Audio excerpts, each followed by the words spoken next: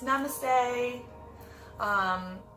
So today I wanted to talk about sexual orientation because it's something that I know really stemmed my addiction, and I believe that if there's even something that I can say or perceive to somebody that speaks to them, that helps them to stay sober, then that's amazing, or maybe even helps them figure out their own sexual orientation.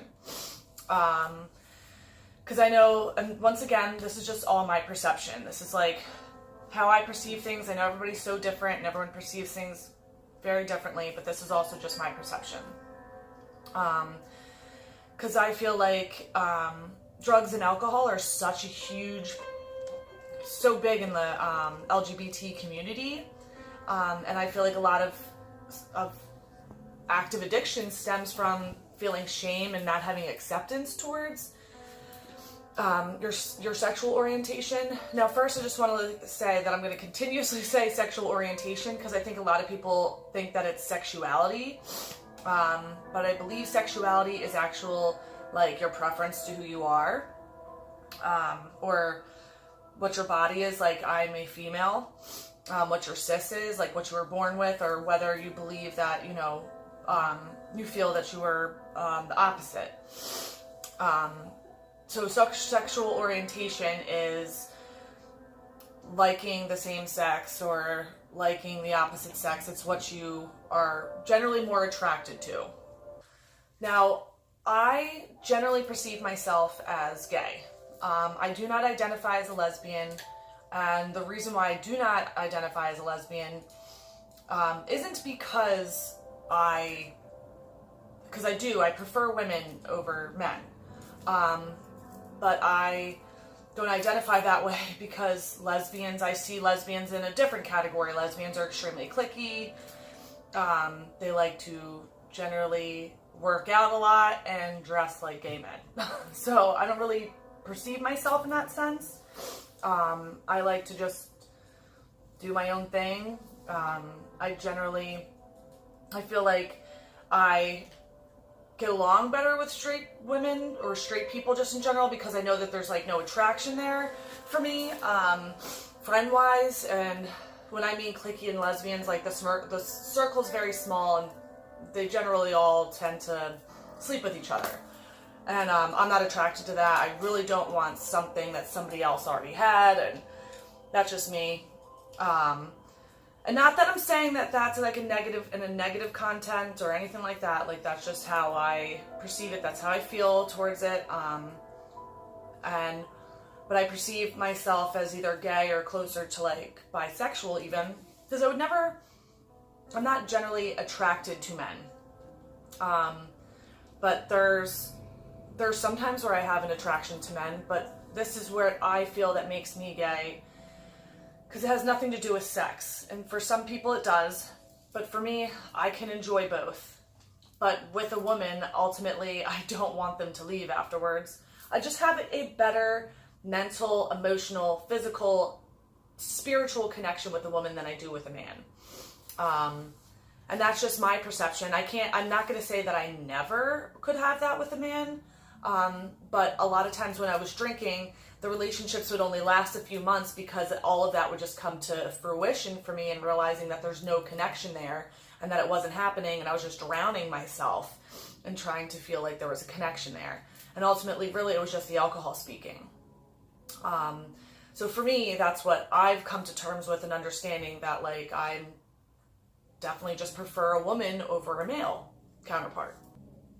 Now, with all that being said, when I originally came out, my son was 2. And basically everybody in my life at that point pretty much accepted it. Like, there really wasn't any like lashback. So I don't think that was a thing. It was more of like, as time went on, it was the societal view that I just continued to take on and battle with.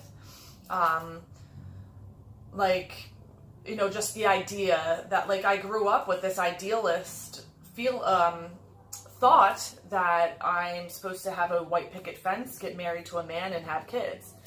And not something that I even realized until recently, or even a few years ago, was that's not what I ideally even want. I definitely see myself with a woman and see myself traveling with a woman, and enjoying that, but I don't see myself having children with a woman, and I just don't see myself with a man. But it was that idealistic view of, I guess, just this conception that I was perceiving about what this false reality of, because I'm a woman, that's how it's supposed to be, and that some man on some white horse was going to come save me. Which ultimately, we all figure it out that we can only save ourselves, and now I'm at that point in my life where I'm looking for a partner to stand next to me and not complete me. But then also with those, it's also little things like societal views that I've heard, like, you just haven't found the right man. And with that, maybe I haven't. But, I'm still here. Or you're too pretty to be gay. That's extremely rude, extremely disrespectful, and that's clearly because you have some view on what a lesbian's supposed to look like. Just like when I first came out, I did as well. I chopped off all my hair, and I started to dress like a boy. And then also, lastly, something had to have happened to you in order for you to end up this way. And with that, it's the first time that I'm going to be opening up on my channel is being sexually abused. What happened to me happened so young that I was never given the chance to figure it out otherwise without that chance. So without that happening to me.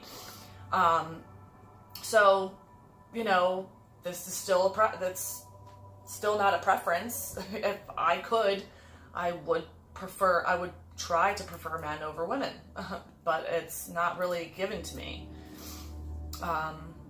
It's just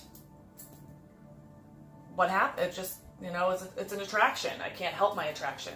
I'm actually going to connect a link below. It is this guy. His name is Koi. His YouTube channel is Koi's Corner. And he is in the sexual orientation preference, he'd be straight. But he talks about how he still finds men attractive. And just hearing another man say that, I think is helpful to understand. Because I think so many people have this view that they have to block these things out. I still would never say, just because my preference is a woman, I would never say that I don't find men attractive, because I do. I can still see somebody and see them as a beautiful person. Male, female, what have you. And I think a lot of that, I think sexual orientation in general, I think that scares people. I think it's scary. I think that we are in this era where we need to label ourselves and live in this balance of identifying each category of ourselves. And I know that that's something that I struggled with. That's another reason why I just drank. And it took me quitting drinking in order for me to actually listen to myself and stop listening to societal views of who I'm supposed to be. Because at the end of the day, we're all impermanent in this life. So we're only here for a short period of time. So do whatever makes you happy. And I feel like as long as you have two or more, or whatever you choose, consenting adults, do whatever makes you happy, as long as you are happy. It's about finding your happiness. It's about finding the positivity in things.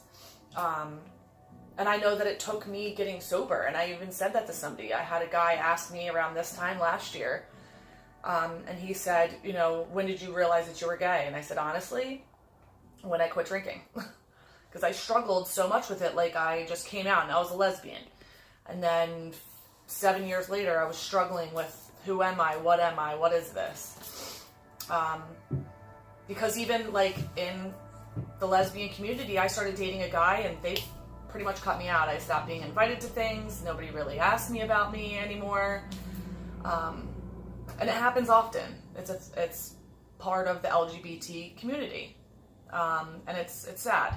Because I think a lot of people view us as united and as one and stuff like that. But once again, it's just extremely cliquey.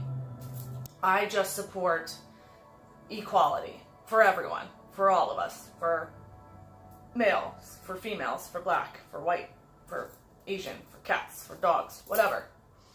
I feel like we all should be treated equally, and that's really all that I have to say about it. Once again, I just want to remind everybody that this is just my preference. This is just my perception. I'm not saying this is how it is for everyone. This is just what I'm saying for myself. With that being said, I also want to apologize, guys. I know that it's been a couple weeks and I haven't made a video. I've really realized I've been extremely busy trying to figure things out. I have a lot on my plate recently. But I haven't really been paying attention to a lot of like my own stuff. So it's kind of come to fruition in the past couple days. So I've really noticed that I need to sit down with myself more and pay attention to what's going on with me. So hopefully you guys will start seeing more of me again, whether you want to or not. But other than that, that's all I really have. And I hope that everyone's having a wonderful sober life. Namaste sober, and I hope you do too.